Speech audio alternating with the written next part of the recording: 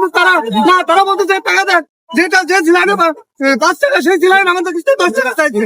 আমরা বাধ্য হয়ে আমরা কোনো ধার ধারে গেছি, কিন্তু আমাদের কাছে তারা দেন।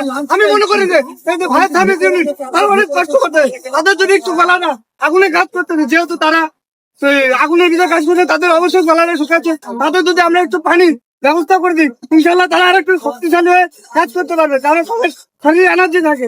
কিন্তু তারা আমাদের বাংলাদেশের মানুষ এতটাই খারাপ, বলার মতো আমার কাছে ভাষা নেই। আমি এইটুকু বলে, কারণ এখানে অনেক লোকই বিভিন্ন ভাবে চাকরি করে জীবিকা নির্বাহ করতেছে। কারণ এটলিস্ট আমার নিজের বাবাও এখানে চাকরি করে এবং কি আমার বাবাও এই অফিস থেকেই জীবিকা নির্বাহ করে। কিন্তু কথা হচ্ছে যাদের এই ওনারা যদি এই সাহায্যটা করে, তাহলে যদি আমাদের ভিতরে 1 টাকার জন্য বের করা যায়, তাহলে 1 টাকার জন্য তো উপকার হয়।